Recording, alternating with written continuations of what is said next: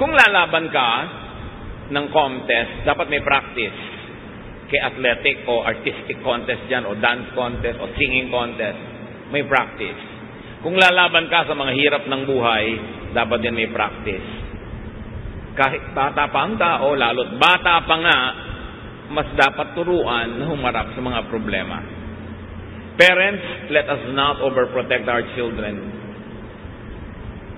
May mga assignments sa school, hayaan nyo sila gumawa, huwag nyo igawa para lang tumaas ang grade.